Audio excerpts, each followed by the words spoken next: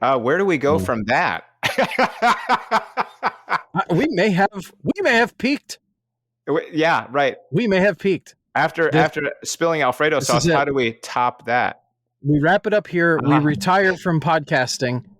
We have peaked. We talked about tonnage of meatballs on highways, and that's the height. That's the climax. That's the apogee of Reason Together podcast. No, please, let's move on. Which, maybe sort of apropos of nothing. I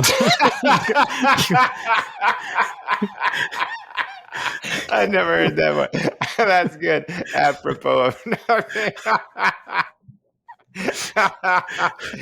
Speaking of horseback riding, well, I suppose maybe my wife listened to an episode of this podcast. Yes.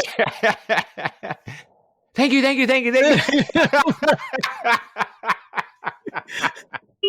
No, that is the alarmist one. That is the alarmist one. Okay. Yeah, maybe not alarmist, but depressing in some ways as you look at our current social. For more uplifting content, tune in to Reason Together. That was good, man. That voice you did there. Yeah, do that again. For more uplifting content, it's that real easygoing but reverberating sound. This is Night Sounds with Thomas Balsamo.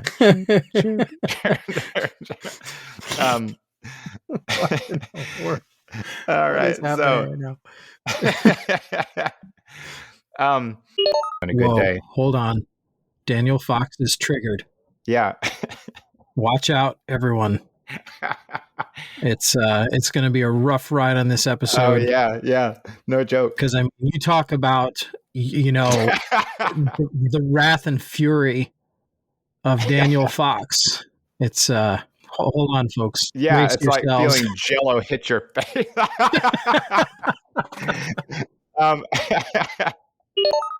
You've got several here that I'm not supposed to peek at.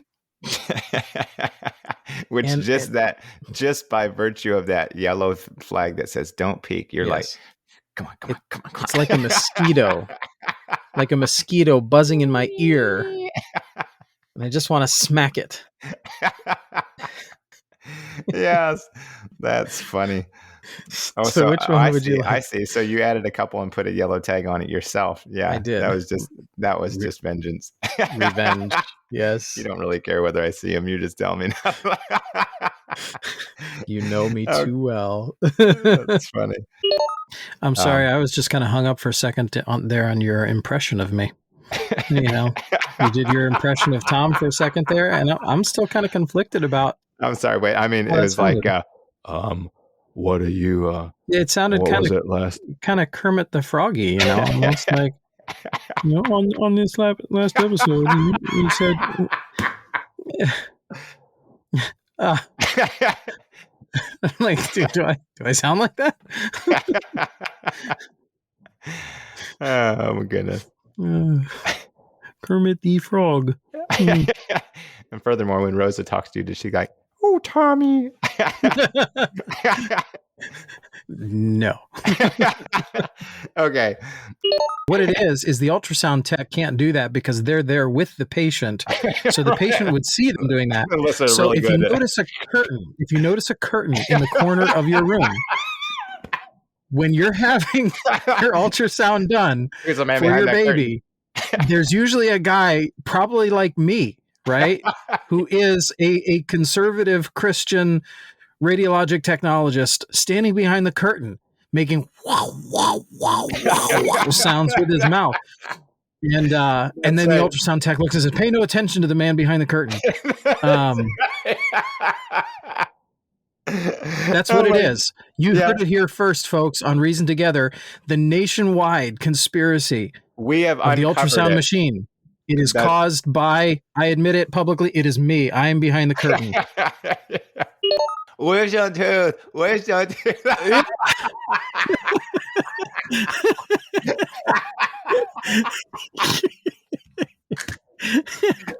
You're afraid you're going to wake up going, "All I want for Christmas is my tooth." Right. I'm thinking he's on the wrong tooth. Now, I mean, he obviously wasn't.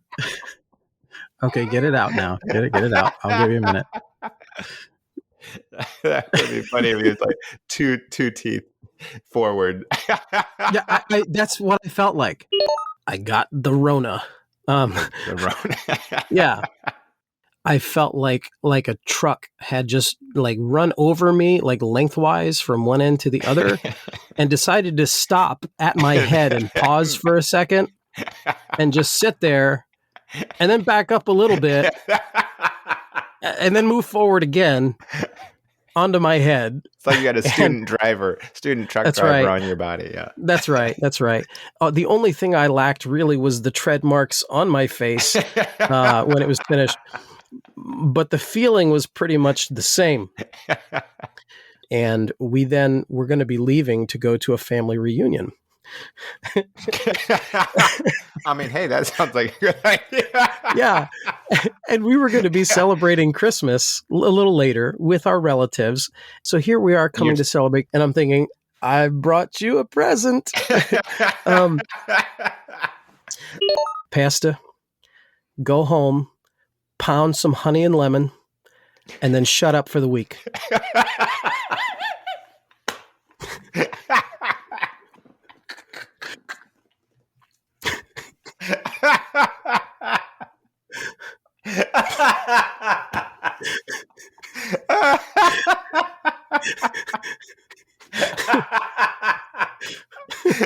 That was good. Oh my goodness. With the accent. That's so great. With the accent. Pound some honey and lemon and shut up for the week. But that being said, we want to thank our patrons over at patreon.com/reason together. Did you like that segue there? I know. I was just getting ready to point out the utter disjointedness of that segue, if you can even call it that. That's like the segue? Definition of a non sequitur, right?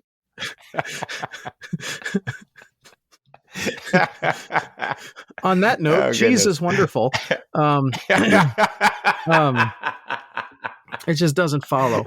So, right. But as you were, but it's yeah. Okay, I had to maybe take more time working on the transitions there. Oh goodness. Okay, well, patrons, thank you very much for your support. This episode and this podcast on an episode by episode basis. And come on, get with it, man. Keep it together, man. I almost inhaled my coffee. Okay. So anyway, now let's since we're like disjointed, let's just slam into some questions. Yes. But you just have to have faith. You just have to have faith. Just have faith. Faith. And then they just throw the word faith at them like this. Yeah. Faith. Just keep saying it and maybe they'll trust. Okay, the next time I'm at church, and I'm going to be studying for something, I'm going to sit there and I'm going to try and relax myself because he said this increases your focus. And I'm like, I'm going to see if there's anything to this. So I sit there at my desk and I started, breathing in through my nose and out through my mouth and was letting my feet relax and then my ankles and my shins and going all the way up. And then next thing I know, I'm waking up.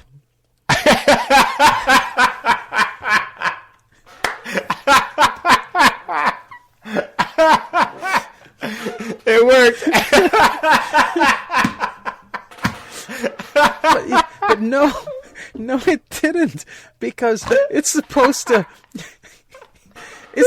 help me focus so that I could work and that I could study. And 10 minutes of my day was just gone right there. Now that's the kind of mindfulness I'm talking about. Oh man. Good 8 hours of mindfulness every night would do me good. But it freaked me out for a second. And I'll tell you why. Because as soon as I woke up, I startled awake. I didn't just wake up, I startled awake because I was so shocked that I'd fallen asleep. And then for just a split second, you know how a thought sometimes crosses your mind for like a split second? It crossed my mind, did I just get duped by something?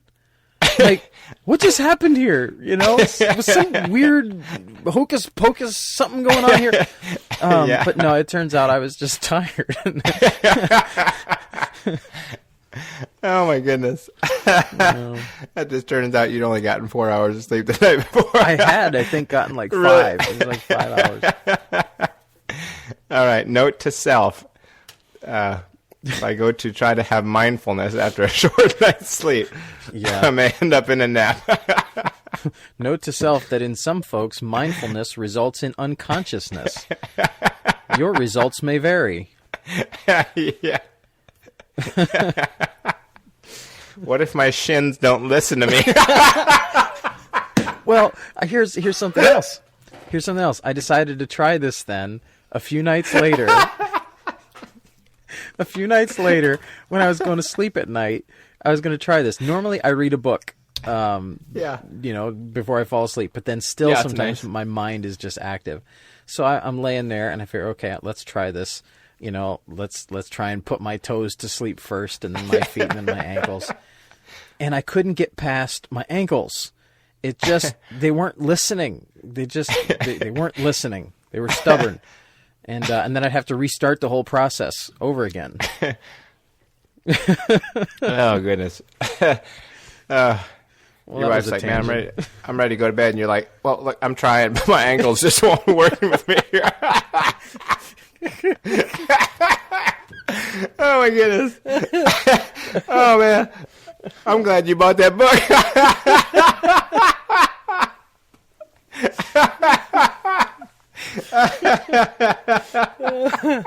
Oh my goodness. Are you crying? I'm crying over there. You got veins popping out of your forehead. Oh my goodness. Wow. Whew, I haven't laughed that hard in a while. Yeah, that was fun. You're welcome. When I spent some time at a community college in Northwest Indiana years ago, and one of the classes there was college composition. We had to write a funny story. So I wrote a story called A Disproportionate Man's Guide to Pants. A disproportionate man's guide to pants. Yeah, because there's a lot of things you need to know when buying a pair of pants as a disproportionate guy. Like if you're on the shorter side, a little bit wider. New York Times. Yeah. No, because if you buy a pair of pants that fits you around the middle, but you're shorter, when you hem them, you're basically hacking them off at the knees. So your cuffs are like big enough to fit a basketball through.